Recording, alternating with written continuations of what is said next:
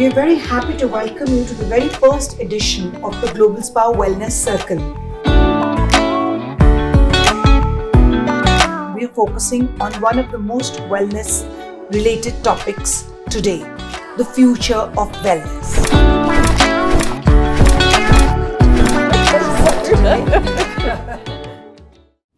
Hello everyone. We are very happy to welcome you to the very first edition of the GlobalSpa Wellness Circle.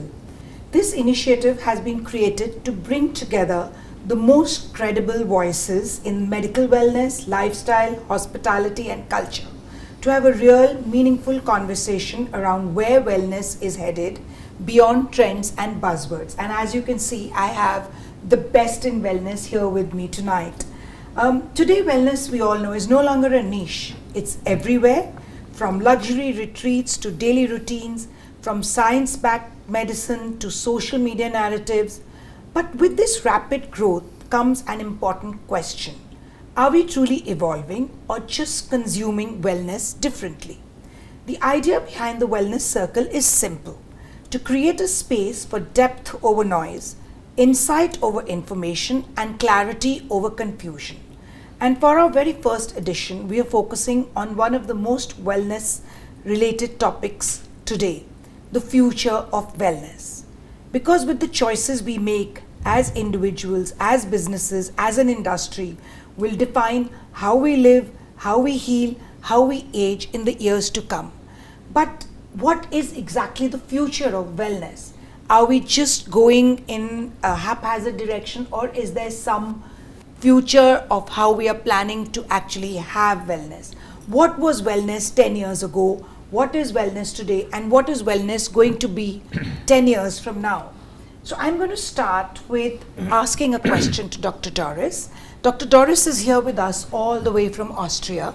Welcome, Dr. Doris. Thank you. She's the medical director, deputy medical director, VIVAMAYR, Austria, a global leader in gut-centered metabolic and preventive medicine, pioneering health span and holistic wellness. What do you think, Dr. Doris, is really going to be the future of wellness? The future of wellness is, in my point of view, that we still connect the person, that we figure out the individuality, and that we create a lovely treatment plan, a therapeutic plan, according to the needs and the goals of the individuum. Okay, and how do you think it has changed from 10 years to now, and to what is it going to be as we go along? Well, it has changed that we are now in the lucky situation that we have so much genius, science-based diagnostic methods, therapeutic methods, and they are of course a wonderful support to help people even better. And we are happy that we can use all those tools.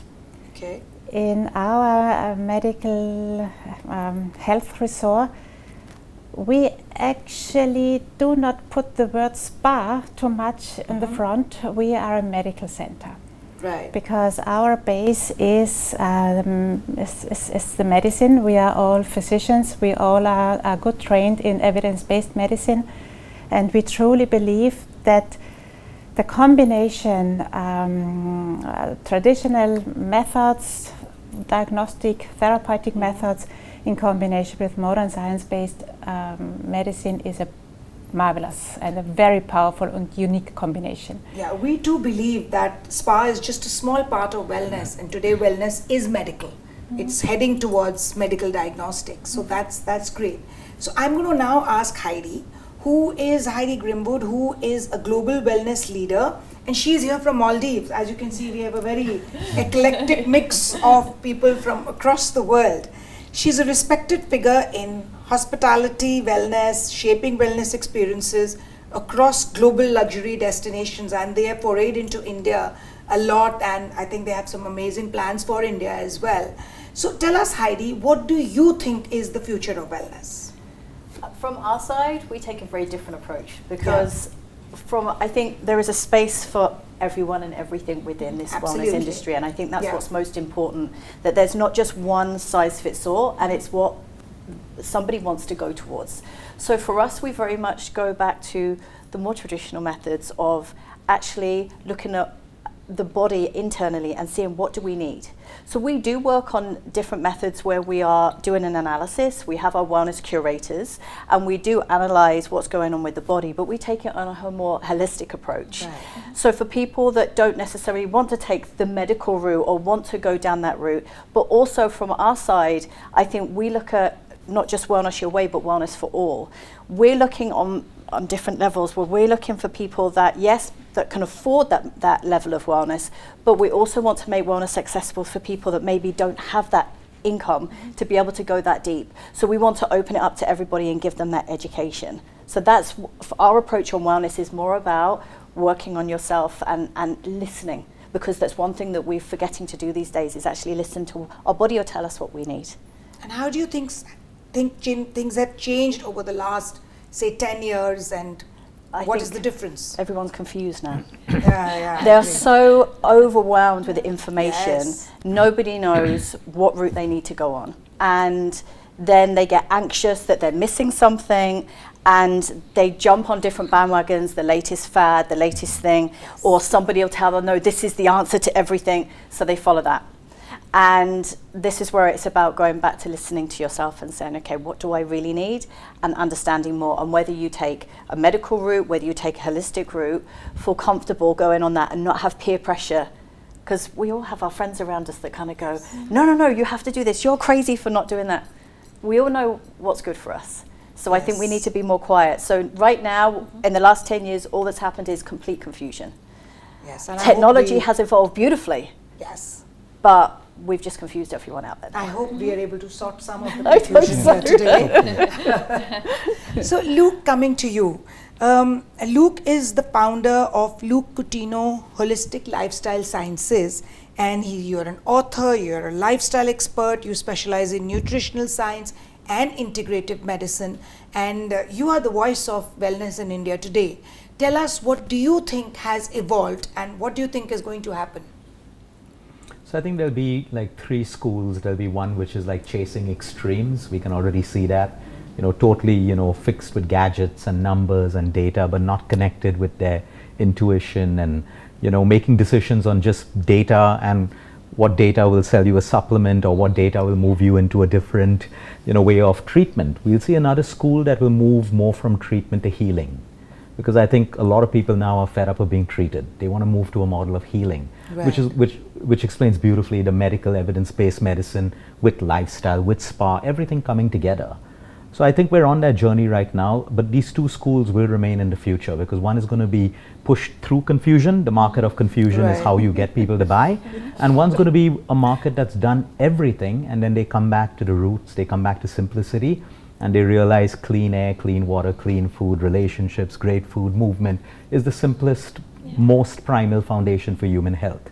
So we're going to see that happening, and I think the 3rd school will be in between, the confused school, like she said, where people will go, should I go to a spa, should I go to a medical spa?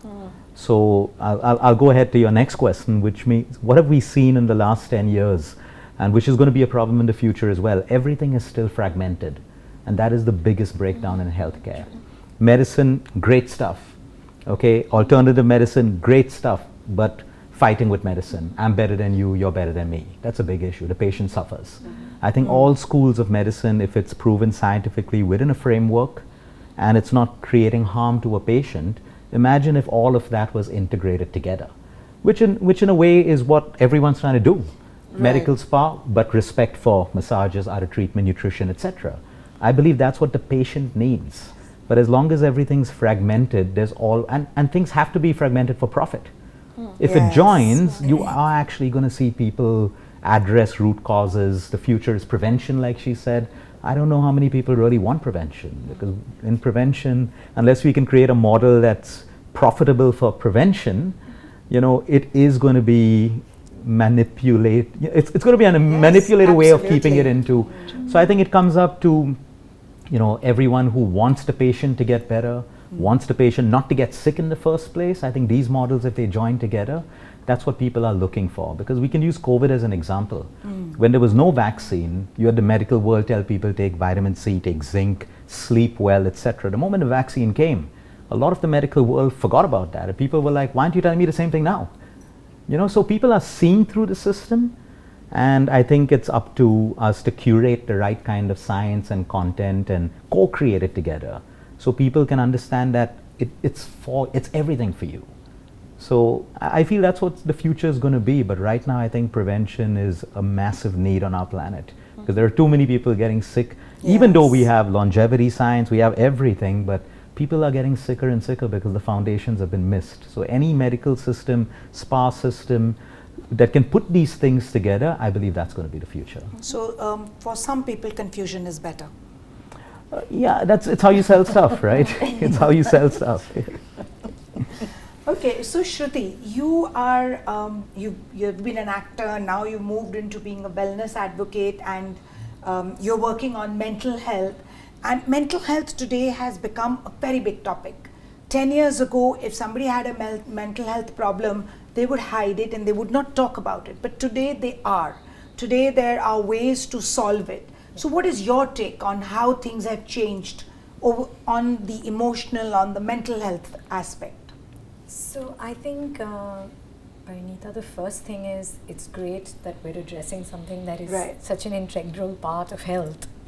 Mental health was always considered like the step cousin for some reason. Right. And we only spoke about nutrition, we spoke about working out, yoga. So physical body mattered a lot more than your mental state.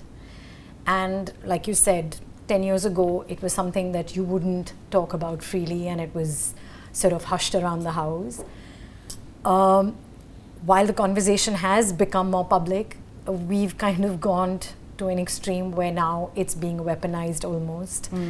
Everyone knows psych speak now. So you hear the word trigger and trauma and, I'm having some sort of mental crisis. I think what's happening is people are now using psychobabble to try and talk about things that are just regular life. Right. Stress it's a normal thing that happens to people. Sadness is a normal thing that happens to people. But the moment you talk about it as depression, you start weaponizing terms which carry a lot of weight, and they tend to, in many ways, trivialize genuine problems and genuine suffering. So I think we need to sort of come back to center. Right now we've gone a little too far out where everyone's using terms they don't quite fully understand. And what needs to really happen, I think, like what everyone said before me, I think the future of wellness is being able to get people to pay attention. I think people don't have attention anymore. And as a mindfulness meditation teacher, that's the route I've taken, where I'm like, I'm going to just make you remember that you had a mind that could think for itself. You have a body that talks for itself. You've just forgotten how to listen because you don't pay attention. Because our attention is so fractured, so fragmented, and it's been almost stolen from us by a system, as Luke correctly said, that it only wants to profit from our suffering. Whereas back in the day, when there were, people in the practice of medicine or in the practice of healing, their primary duty as having chosen those careers was to just help people get better. It was not to profit from their sickness. Unfortunately, that's where we are right now. And again, like Luke said, if we all come together with the same purpose, there will be a change, and we will actually take wellness where it's supposed to go, which is the service of mankind, to help people live their best life in the best physical and mental state. So again, the fact comes that it's all about confusion, and the confusion is actually being created. Absolutely. And it's being weaponized. So if I am confused, I don't know who to go to get clarity, because everyone is going to give me their version that helps them profit. And as someone who is genuinely seeking good health, wellness, well-being, what I really want is someone I can trust, who will put me ahead of everything else. But unfortunately, that's the one thing that I feel is desperately missing in the system at the moment. Well, that's true, and we hope that will get solved over the next few years. And of course, we have yoga as a cure, which everybody says is the cure for everything. So yoga is supposed to help solve all the confusion, right, Anshuka? So we have with us here Anshuka Parwani. She is the front face of yoga in India, founder of Anshuka Yoga, celebrity yoga expert and wellness entrepreneur, known for bringing modern yoga practices into mainstream lifestyle culture. So Anshuka, tell us, what do you think yoga was perceived as 10 years ago? Where is it today? And how do you think it is going to help people over the next 10 years? Honestly, diving straight into it, it was perceived as boring. It was perceived extremely spiritual, and without understanding the essence of what spirituality meant. But where I see it change today, that it's science backed, where I feel like it's not only science backed but also soul led. So one has to work with the other. And talking about confusion, I feel like we are all talking about listen to your body. But how do you listen to your body unless you don't create space to listen to your body? So I feel like yoga, when we are talking about yoga, we're right now only talking about the physical asana, but yoga is a connection of mind, body, soul. It's far beyond the mat. It's 1 hour of practice and what you take away from it. So I always talk about little things of lessons from a mat, which could mean something as small as, you know, I was standing in a tree pose trying to balance, and then I fall off and I come back stronger. And to be very honest, the only thing that lacks is more awareness. When you're aware of your breath, the way you're breathing efficiently automatically improves the way you're living. You're automatically tapping into your parasympathetic nervous system. We hear parasympathetic nervous system, stress, breathe, all these, I mean, these fun words, but honestly, what it was perceived as back in the day is because they were performing the eightfold path of yoga, where physical asana is just one. It's about cleansing techniques, it's about joy, community, it's about being non-violence, practicing non-violence, starting with yourself, with your thoughts, with what you eat, and a lot of joy and a lot of community. And when it comes to the future of yoga, right now with all the science backed, which really makes me so happy, because I remember when I first started teaching, there wasn't enough relevant data to sort of support what this practice was bringing to one's life. I came to yoga after a very severe motorbike accident, so I know how it changed my life. But I don't want to have many people go through that same journey to reach and understand what I'm doing. So it's going clinical, injury rehabilitation, recovery. It's being used for not only athletes, but the elite athletes for performance. They're like performance enhancers, just breathing better, breathing efficiently, better mobility, and just nervous system regulation. So yoga is here to stay. And the practice, how it's going to evolve, it's going to be very personalized. The one thing that I like to do is, we've always followed certain flows of different schools of yoga, and this is very, very controversial, but I don't follow a specific school because not one shoe fits all. So yoga is going to be highly personalized. Lovely. I mean, we should all start doing yoga if we don't. So, tell us, Sidharth. Sidharth Shetty is an entrepreneur, Evavo Wellness. With over 2 decades of experience across Asia, USA and the Middle East, he has worked on 100 plus wellness projects. That's a lot. And specializing in advanced well-being experiences, concept design and sustainable innovation.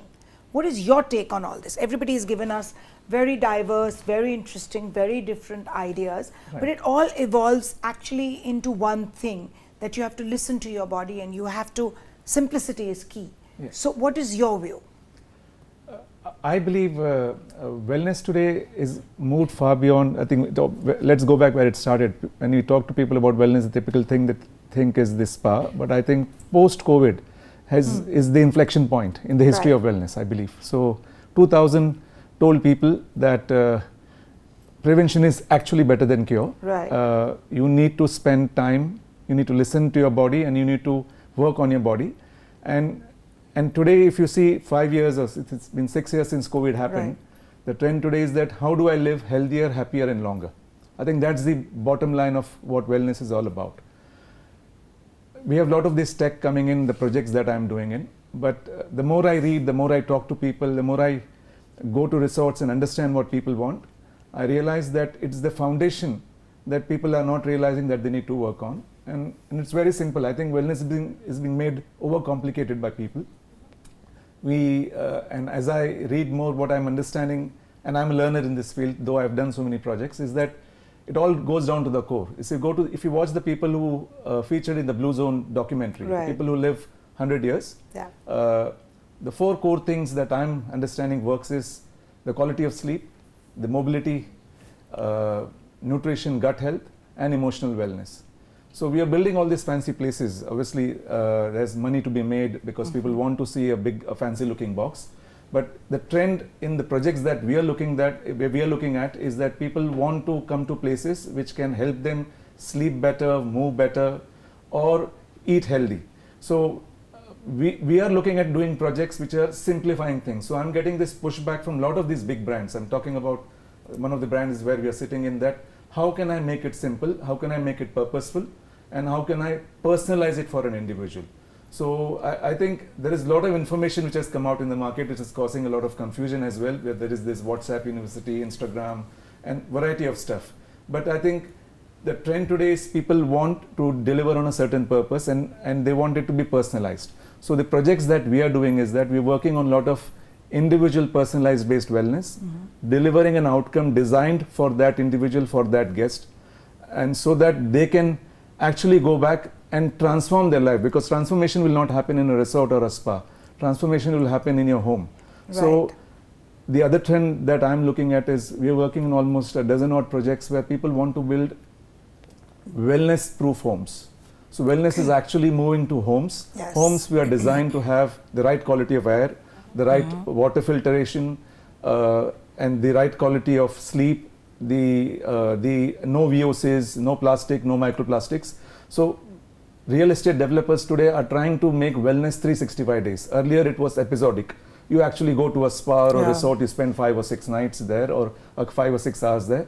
We want to bring wellness into the homes. We want to, so 20 years back, sustainability was the big thing about building hotels or homes. That has changed from doing no harm. How can I heal the environment? How can I create homes which can help me live healthier, happier, and longer? So this is the trend that we are looking at. Basically what we are saying is that wellness is not just about going to a resort or a spa or even a wellness place.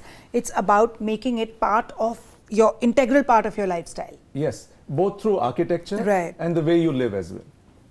So Dr. Doris, at VIVAMAYR, which is a very, very popular place, and I think a lot of us Indians have it on our wish list if we haven't already been there. So you do combine modern diagnostics with traditional Mayr medicine.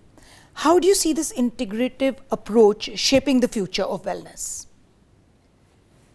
I think the base will always be the traditional medicine. Right. Because we, when it comes to finding out what's exactly going on, we need our senses, we need our feelings, we need to create, and I'm happy to hear, because I think we all have the same thought. Yes, exactly. We need to create a lovely space, we need a peaceful environment, we need calmness.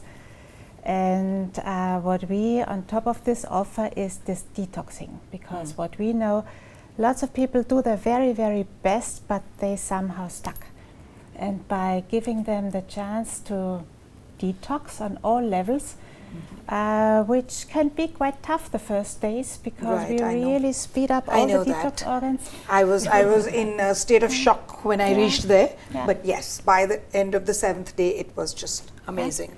Because this is, I'm truly convinced this is the first big step, giving away all the heavy load, all the blockages, the irritating stuff, whatever it is, based on body detox and also based on emotional detox. Some people react with nightmares, all weird kind of things, want to get whatever given away. And once the lightness comes on all levels, somehow the system reorganizes, readjusts from itself. And that's the genius combination. So I think this will always be the base. So 7 days, 14 days, somebody might do 21 days also. What should they take away when they go back?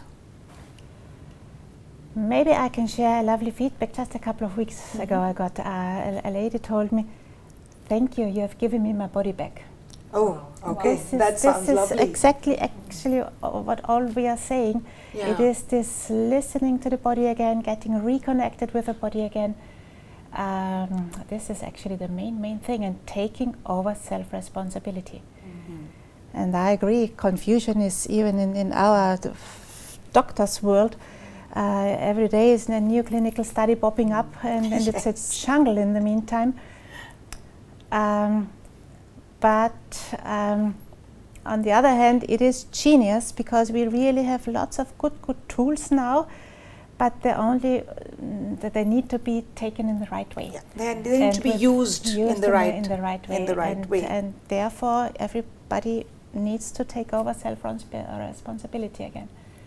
So Luke, tell us, 10 years from now, do you think wellness will become simpler, more intuitive, or even more complex with biohacking, data overload? Do you think things are moving towards getting simpler or even more complicated? I think for it to work, what we need to work is a simpler method. Right. So I want to bring up the point that, she's a medical doctor and she's seen the integration, okay, but yet the confusion that we were talking about. Today she used the beautiful word of detox. Today no one wants to really talk about detox, because a lot of the other medical world doesn't believe in detox. They say it's a sham, it cannot work, etc., etc. So it's not just in the medical world. Then you look at a whole category of nutritionists. Everyone has a different way of trying to figure out. There's no structure to the system. People have taken their base education. There are some doctors who are willing to learn more, some nutritionists who are willing to learn more, some yoga teachers are willing, and there are some who are just with the same knowledge, but science has evolved.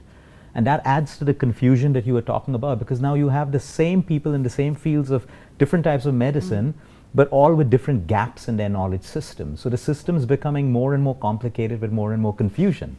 So it comes back down to the foundations. So last year we launched foundation medicine because we said we don't want to waste a lifetime fighting with the medical world, fighting with Ayurveda, fighting with whatever. The non-negotiable parts are the foundations: sleep, exercise, movement, emotional wellness, spirit, breath. And then the nature, environment, clean air, clean water. No one can argue with that. Yes. Anatomy is built on that, immunology is built on that. And we said, let's just push the foundations. And 99% of our patients who come to us, most of them are cancer patients, third stage, fourth stage, etc., etc. 99% of them have the wrong foundation. So we have to go back to simplicity. All our patients as we speak are going through chemo. They will go through radiation because we're integrative medicine. We're not stopping them. But when you build a foundation, the onco calls up and says, hey, Luke, what are you doing with this patient? We've gone through chemo so well, so differently. Right. It's today a patient knows that, remission, we don't know. Based on stats, your cancer may come back. But we also know that if you take treatments post it, you detox, you rechange your body. We know people who stay in remission. So if all of this comes together, again, for me, it's always patient-centric. It gives them hope.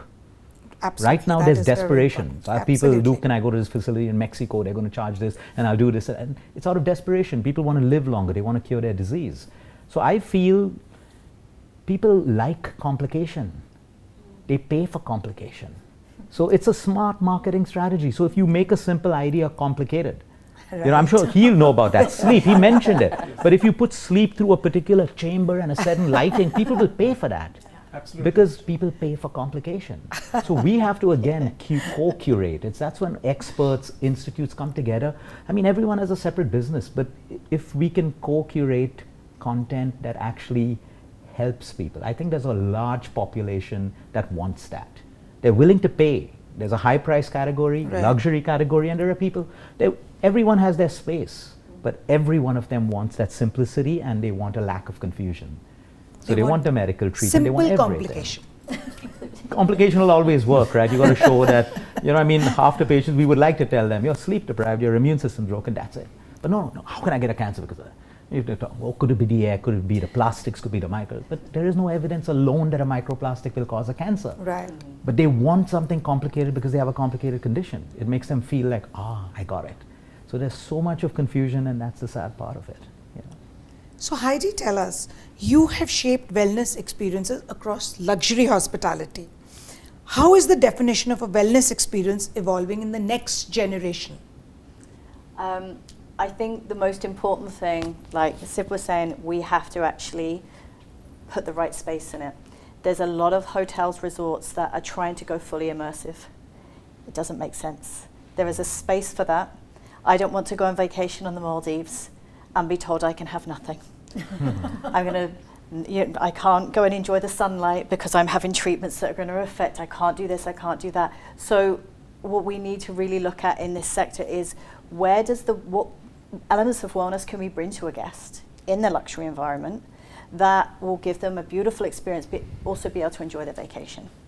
And I think that's, for us, the route we're taking, because we've seen it. We tried to go that fully immersive route and realize, guess we're not going to come to these luxury places and miss out on all the goodness and sit with everybody around them enjoying all the lovely food and champagne or whatever it is, and they can't do.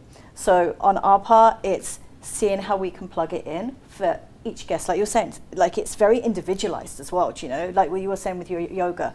We're not just going to do one form of yoga. We're going to see what the guests really need, what they want. A guest coming on vacation, most of them don't do yoga. So why are we going to be doing headstands in the middle of the spa? We're going to make it more simple that they can still enjoy it. Yeah.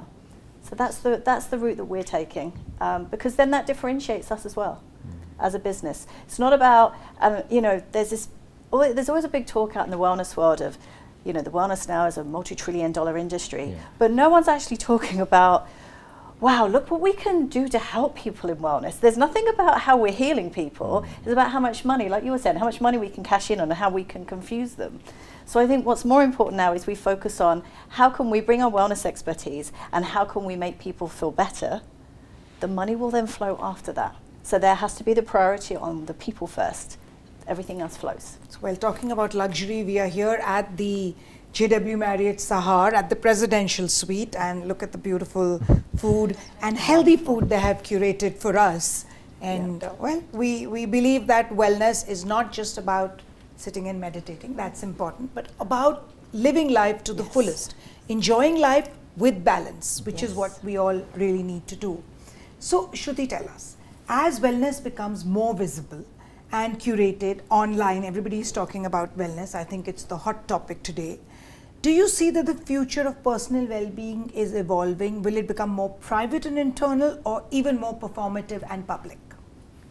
Wow, that's a very interesting question, and I really want to see where this is going to go. I think, unfortunately, right now we are in a space where, and I'm a huge advocate for presence as a mindfulness meditation teacher, but at this point in our lives, in society, performance is trumping presence. Right. I think the thing that I sort of find most difficult to navigate is to be able to sell something to someone simply. It's the hardest thing to do, and like Luke just said, that people want to pay for complication. When I'm doing a workshop of mindfulness, it's really just telling someone, just observe your breath. That's all you need to do. Learn to sit by yourself, sit in silence. Insight happens when you are alone. Right. But till there is not something that seems like there is a performance involved in it, it doesn't become interesting enough for someone to take a bite into it. And while I do feel that, for me especially, I think my practice has always been something which is very private. My mat is my sanctuary. Like, that's the place the world it closes in on me. I don't like to be in a space where everyone's making a big song and dance, because I think when we are doing anything to do with wellness, the idea behind it is to bring us home to ourselves. Right. And the more noise there is around you, the less you're able to get there. But if, even in performance, if there is benefit, then if it comes even through performance, at least it'll happen, as opposed to not doing it at all. So if there are, and again, I'm not going to deny, I do post stuff on Instagram as well, of course, which is probably my way of telling someone that maybe you can do this for yourself as well. It'll benefit you. So if that performance is helping someone to get on the right path and actually do something for their bodies, then it's welcome. But for me, I would feel that we have too much noise around us these days, and wellness should not be one of those things. And I will always try and champion for people to spend more time in silence, in solitude, with themselves, with the people who are healing them, because those connections require that kind of silence. So I'm on a bit of a... You're on the fence. I'm on the fence. I can't predict what will happen in the future. I have a feeling we're still a long way from walking back from performance. It is the way of the world right now, and we're all, unfortunately or fortunately, in that space as well. But like I said, if the end product is benefit, then however you get there, I think is worth it. So I guess social media is both a boon and a bane. Absolutely. Has to be used constructively, effectively, and then it's so long as you're actually doing the practice and not just performing for your camera. I think that's the most important thing. So you want to record yourself doing your session, actually do the session. Right. Don't do it for the camera, for social media, because the benefit will not come to you. Right. So that's the only thing, that actually do what you are projecting on screen. Do it for yourself, most importantly. So Anshuka, with AI-led fitness, virtual trainers, data-driven workouts rising, where does human-led practices like yoga still stay relevant for the future? Oh, I truly believe that they are going to be relevant through the future, and I mean the big future, because AI it optimizes your workouts, your output, and everything else except until now there's a lack of awareness, there's that lack of intuition, there's a lack of human touch and energy exchange.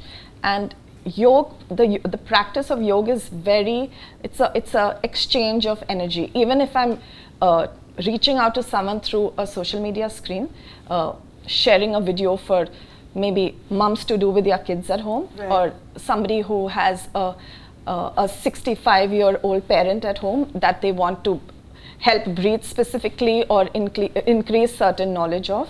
So I feel like these, I mean, unless we really figure out, if AI figures out how to really exchange energy and that human touch, then I feel like yoga is here to stay, you know? Yeah, I also feel that, you see, the personal touch, there's nothing like that.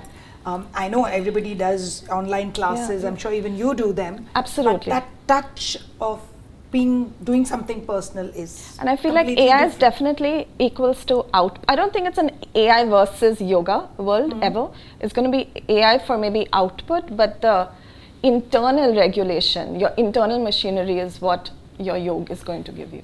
Absolutely. So Sidharth, tell me, do you see shift where wellness medicine becomes a first line of treatment before even pharmaceuticals? I absolutely believe that. I think the most powerful things are the most simple things in life. So I'm doing two of, you mentioned JW Marriott. I'm doing two of the biggest JW Marriotts. I'll just tell you, the owners call me and say, and they are in beautiful locations. One is in the mountains in Shimla, another is in Sakleshpur, which is a 300-acre coffee estate. Okay. So the first thing I went to Shimla, the owner said, I have this spa. This is his 8,000 square feet edifice, which is a copy paste of a city spa. And he had this beautiful mountain there. I reached early morning, and if you just close your eyes and listen to the bird song, the frequencies which these birds sing, that itself is therapy. You just sit in one corner and see the sunrise. That itself is therapy. And the inner reflection she mentioned automatically comes in, even if you have not practiced mindfulness. So I told the owner, just break everything you have and open up the spa looking outwards. Wow. Absolutely. That's the only way you'll achieve a unique positioning for your spa. Inculcate forest trails, do not cut any trees. Plant native trees, bring in bees. So if bees come in, there'll be flowers. If flowers comes in, the whole ecosystem will flower. Let people go outside. For therapy, they can come inside, but let people spend maximum time outdoors. Similarly, I went to this coffee estate in Sakleshpur. So this coffee estate is a very unique place. They have these massive boulders, 40, 50 meters in depth circumference, and with trees and roots growing in them. And in between, you have got 300, 400-year-old trees. And where were they putting the spa? Out in open in a playground. So I told them, you are actually destroying what nature has given you for free. Right. So let's move this spa there. Let's use spaces between the boulders to create spaces where you can just go and sit and spend time. And when does this open? Please tell us. Everyone's You just stole that question. We want to know, and we want to be the first guests invited there. So I have done my own place in the mountains. First tell us, we are the first guests invited there. This is opening in 2 years. 2 years. This is opening in 2 years. years. We are your first guests. That's a promise here. Yes. So this is opening in 2 years. So I feel we should not forget the most powerful things in life can be done very simply. Right. Once you get those basics right, then let the guests move up and experience your regular spa, your regular treatments, and you mix them up. Yeah. I got so involved in answering your question, I forgot what was the question. Yes, we are taking a promise. Because I'm very passionate about nature. We are all taking a promise from you that we are first guests in this. Yes. I won't call it a spa, in this wellness space which you are creating. Yes, nature is therapy for me. Yes, Yeah. nature is therapy for me. So you've committed to us. Yes, 100%. 100%. Yes. I got the commitment. It's show and it's on record. It's recorded. It's on camera. It doesn't matter what his answer is. She has only one question. So I'm answering this question. Trust me, I lost all. I've forgotten everything. I only want to go here now. Yeah. So this is the passion which has brought me back from where I was 22 years back to create such kind of spaces. And I now find owners and management listening, saying that let's maximize what nature is giving us. True. Absolutely. Yeah. So I'm not sure whether I answered your question, but I think you did. You answered the most relevant one. It's okay. So Luke, I'm coming back to you. With the rising awareness, why do you think behavior change is still so difficult? And what needs to fundamentally change in the future for wellness education? I think behavior change is one of the biggest problems that we have right now, because I always say everyone knows what they should do. They should be mindful, they should meditate, what they should eat, they should treat a symptom, go do your blood test, all of that. It's a lack of action that we have, and that's because we've been trying to drive behavior with just information and fear. Again, the confusion market. Right. So if we have to move, behavior change is driven by emotion, environment, identity, value. So what do I mean by that? When we have an emotional, like you look at some countries, wellness is inculcated in them from the time they're kids. Yes. Because the environment also shapes, it becomes an emotion of the family. Over here, we're trying to build a culture of health. You don't build a culture. Cultures form over years and years, shaped by the environment. Like, let's take Mumbai for an example. Even if people want to go out for a walk, where do you walk? True. So our environment doesn't support certain behaviors. Our air doesn't support certain behaviors. People in Delhi and Mumbai can't even do yoga outside. I know that. We advise them not to do yoga outside because, she would not advise them to do yoga outside. So the point is, we have the tools, but the environment will now shape our behavior. And then identity, how we identify in groups as social animals. So you find the same groups will vape together, the same groups will do substances together. So our identities are also built around that. So if society conforms that a weekend means fancy food, binging on alcohol, etc., identities are also shaping our behavior. And the third is a value. The fourth is the value proposition. If we don't learn how to teach people to make health valuable to them, see, we always chase value. No one gets, if you have an expensive car, an expensive, bag or whatever, no one has to motivate you to look after it. You look after it because you've assigned a value to it. True. So value proposition for health is always and that's how we will change behavior. You can't just teach it in schools. We got to, make it valuable to people. That this is your body. Yes. This is your mind. You don't need 10 YouTube videos to tell you that to prevent Alzheimer's in 30 years, you should start. You don't need motivation for that. You got to create it. That's the only way we can change behavior. I like your question where, no, I'm sorry, I don't know who answered that, but once people go to a wellness spa or a med center, what happens post that? What do they take away? What do we take away? Most people come back to their normal lifestyles. True. They don't take the learnings. Yeah. They don't take the learnings, and then they'll have all their excuses, but I didn't get the food that way, I missed the air, no, but the fundamentals, you can still keep the foundations in place, because that's a behavioral problem. So people chase therapies and treatments thinking that it's going to fix them and it's going to take care of their overall health. That's a behavioral problem. So we have a huge issue there. And again, social media is teaching people convenience and shortcuts. So how do you build a behavior? Let's take Ozempic. Fantastic for the right population. Right. Misused by a ton of people, but the biggest issue, it doesn't teach you behavioral change. So there's a medicine, fine, it needs to be given for a symptom. But who's teaching people to behave around food once the drugs taper off? So we have examples like this which are being, we're going to have worse behavioral problems if you ask me. Yeah, Bigger you ones. do. Yeah, I think all holistic centers will teach. We have a program for that. Our patients are on Ozempic, but they go through programs of how to behave around food, because right now they're like, oh, I'm so good, I've controlled my appetite. You didn't control your appetite, the drug did. The drug did, yeah. You got to learn how to behave. So we have a category of patients who taper off Ozempic beautifully and they learn how to behave around food, fix their foundations. And we have some people, it comes back and they're like desperate, they're eating, they put on weight, now they don't want to go out. Now they have anxiety. Now they're on an antidepressant because they got all the compliments while they lost weight. Right. And now they put it all back on again and they don't want to go out socially. These are real problems that are coming out from. So it's again a behavioral problem. So if we integrate systems together, I'm not going to shame someone in taking to Ozempic. It saved many of our patients' lives who were at 130 kilos, metabolic syndrome. They're absolutely fine. They were time bombs. Today they're living normal lives. So it's fantastic. But again, we got to build a system around it. We've got to bring awareness and consciousness that this is just a tool. It's not your magic fix. It's been positioned as a magic fix for people. And it has to be used for the right reasons. Yeah, I mean, nothing gets used for the right reasons today. Right? Nothing gets used. People want to, go into nature, but like you rightly said, a lot of people today, my last trip to the Maldives, I have to tell you the story. We were out looking at dolphins on a boat, the most beautiful experience you can ever have. And there were 6 kids in front on their iPads.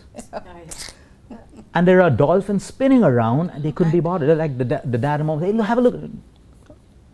Yes, that is. So I mean, these are serious problems we have in our world today. Now, those 6 kids, what are they going to be 5 years later? What are they going to be 10 years later? So we're going to have all these issues can be fixed. I'm always hopeful for a better world, but it's only when experts unite, people unite, systems unite, because you need a system to fix this. Correct. It can't be one person, it can't be one medical expert, it can't be one trainer, one nutritionist. You need a system that has to be built around this whole behavioral problem. Fantastic. That really sounds very hopeful. Hopefully we'll all together be able to form that system. So tell me one thing. Wellness is increasingly becoming both high-tech and highly commercialized.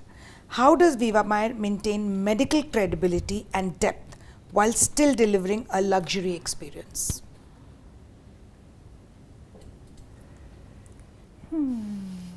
That's indeed a good question.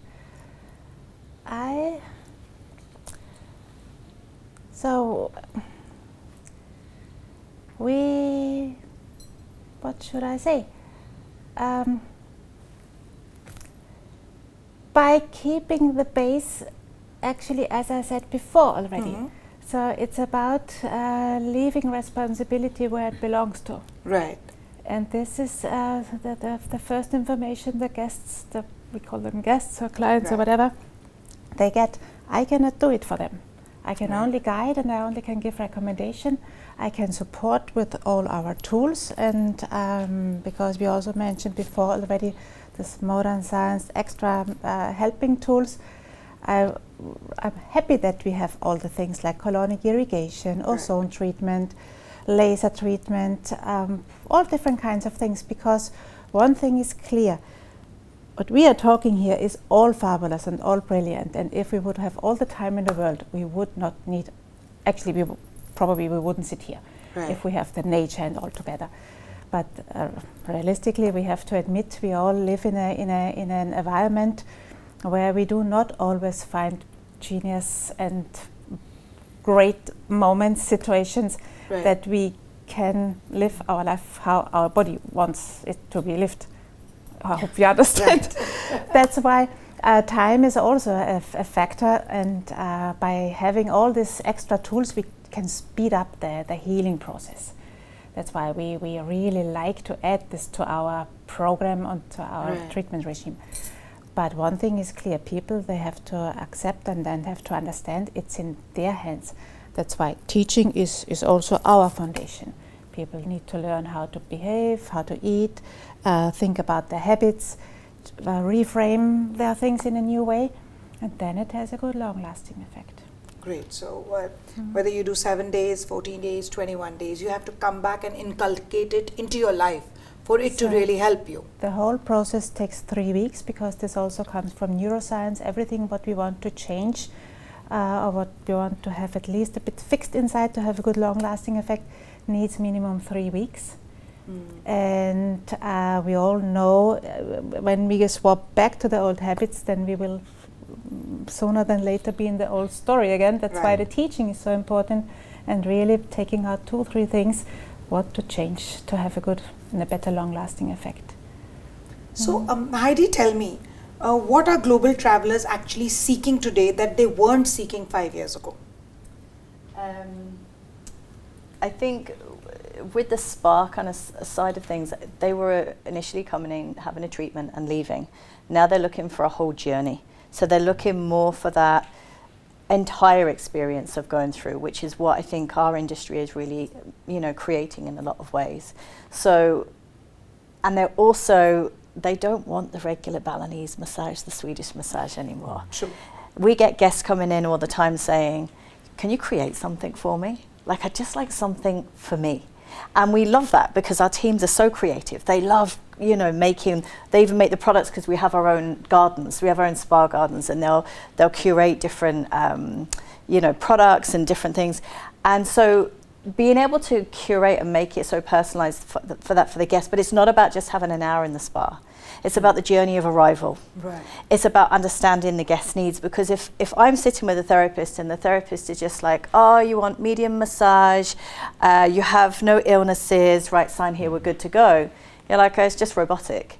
But if you're, and we teach artists, so we work a lot with NLP actually, and we're very much about work intuitively with your guest. Right. So we look at the body language of the guest as well as kind of how the guest is saying something or what they're not saying as well. And from there they can really curate that experience. So the treatment may be, for example, maybe the guest is coming in for just a Balinese massage, but when the therapist is with them, they're saying, you know what, based on what I'm recognizing today and the conversations we've had, I'd like to add this, or I'd like to, change this. Can I add a little bit of singing bowl at the end, just so you can experience it? Because what we're trying to do is we're trying to get guests to not feel uncomfortable about these new experiences. Because a lot of the wellness, people that haven't had experience in it are actually very uncomfortable to try it. And then they're like, well, I'm going to spend X amount of money. What if I don't like it? What if it's uncomfortable? So they go with what's safe. So they're intrigued by it, but there's also that little bit of nervousness. So what we do is we really make it intuitive so that we can bring those elements to the guest, and then they go, gosh, that was amazing. And that's when they actually book the next sessions. Right. And they go much deeper. So we have 3 entry levels of wellness. And the reason why I brought different entry levels of wellness is because wellness was just given 1 entry level. If you're ready to go hardcore, off you go. Right. But if you're not ready for that, there's no wellness for you. So where is the entry level of somebody that just wants to toe dip and wants to just try something? Maybe I just want to experience it, see how I feel. I don't want to sit and cry maybe at the end of my session. People feel uncomfortable. They don't know what's going to happen. And so we have a wellness seeker where guests can just, we curate even wellness cuisine. We work on gut health and it's delicious, but they all think it's going to be terrible food. So we said, let us just introduce you to 1 or 2 of your meals where we're working on the gut health, and it's all plant-based. They absolutely love it, which means that the next time they're going to do a little bit more. So it's more about bringing guests on that journey of trying to sample, and then they go deeper and deeper where they're comfortable with it. Because I think the biggest obstacle we have with wellness these days is the confusion that comes in. But with that, it's also where they're ready to start. Like, some people come like to your resorts and they're ready to do fully immersive. Right. They're ready for that detox. That's what I'm going there to do. But we have guests that come and say, I actually want to do more immersive with you, but I've just got off a plane, I've traveled for 2 days, I'm stressed, my luggage didn't arrive. They're not ready to start that immediately. Right. So we're giving them an opportunity to say, okay, take a couple of days, indulge, enjoy, do what you like, then you'll be ready for us. And they get a way better experience. And then they take that journey. And each day they spend a little bit more time with us, which is what we love. And time's really important. Like you were saying, we've got to have time together, right? We've got to give up that time. And I think that we're so caught up with, we have to be in a community, we have to be with people. Let's be alone. And gifting them that time to even just sit in the spa gardens, or if we're in an urban property, sitting in a space where you can just be with yourself and not have to even speak to anyone. That's what people are looking for. You were talking about wellness cuisine. We know it doesn't have to be boring, as we can see. No, exactly. It's delicious. But it's nobody's colourful. eating it. Yeah. We're all just looking at it. We're not eating it. But wellness cuisine can be very interesting as well. So Anshuka, will you see yoga becoming more medical and outcome driven, prescribed like a therapy rather than as a lifestyle? Absolutely, but I just hope that it doesn't lose the essence, because I feel like if you go far too spiritual, it's dismissed. But when it is clinical, I feel like all that science that's backing it makes it very real. So I feel like you have to find a very integrative method to use both. So yes, I do see it like that. Okay. Absolutely. So Sidharth, tell me, how will sustainability and wellness intersect? Will future spaces be designed not just for human health but also for planetary health? I think there is no choice, but these two important sustainability and wellness have to intersect. Because today, I remember somebody saying this, we're all planning for a healthy person in a sick planet. So, which actually cannot be sustainable.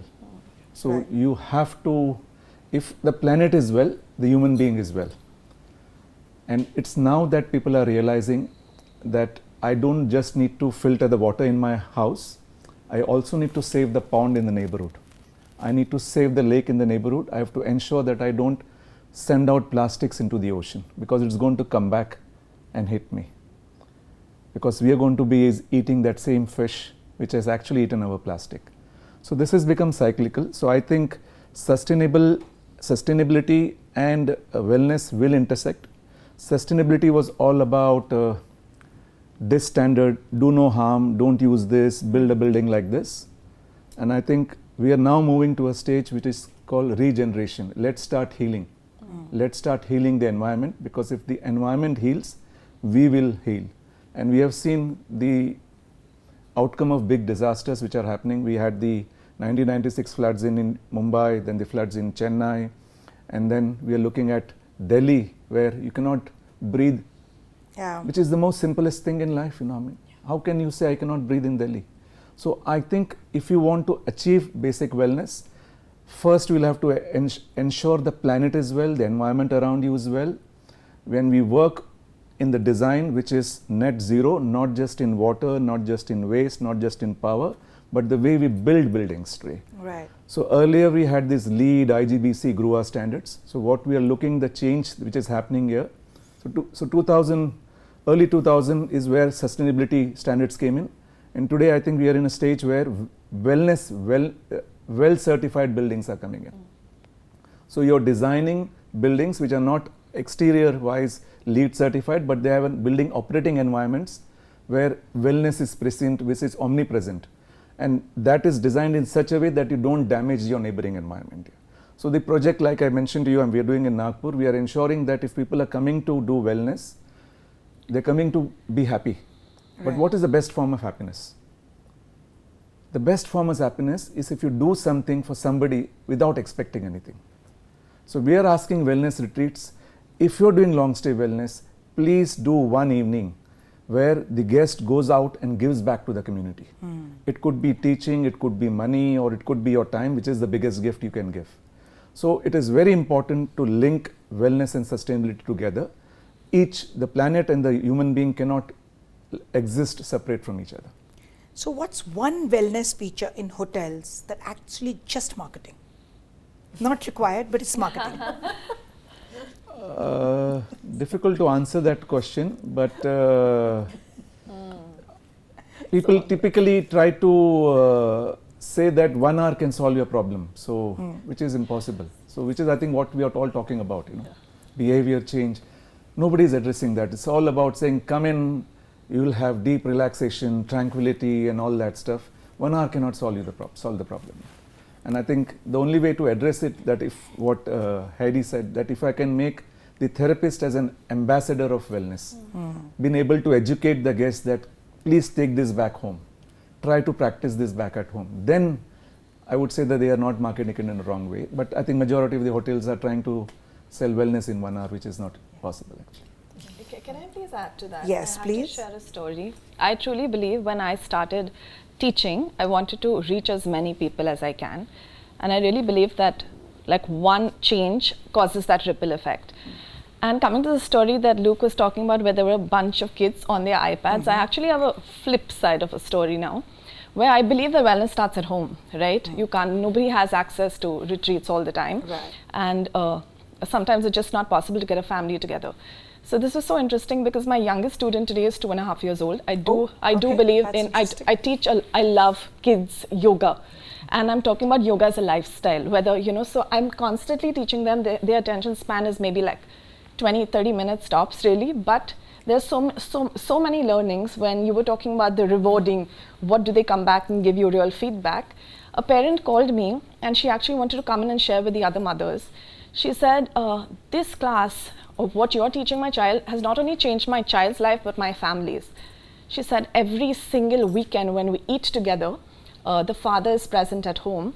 After a meal, we all sit down in Vajrasan. Vajrasan is great for digestion. It's very simple. You're just kneeling down. She said the child came home and said, after you're eating a meal, Dad, you should not go out and have that cigarette. So for the father, it was also his micro moment of wellness. Of course, it's lighting a cigarette, but he was being with himself. He was being in alone, stillness. But he found that he stopped having that extra cigarette daily. So the father, there was a change. For the mother, there was a change. For the child, there was a change. And I feel like it's definitely going to like that ripple effect, Just sharing, because I feel like this was so pure and simple and so beautiful, because it keeps coming back to me. I think that is one of my biggest rewarding moments of what I have been doing, and this is why I'm really doing what I'm doing. I think we can go on and we can probably spend half the night just talking about this. So I'm going to now ask you some. I need to sleep. I agree with you. I also need my 8 hours of sleep. So I'm going to now just ask you some quick questions. We're going to do a little rapid fire.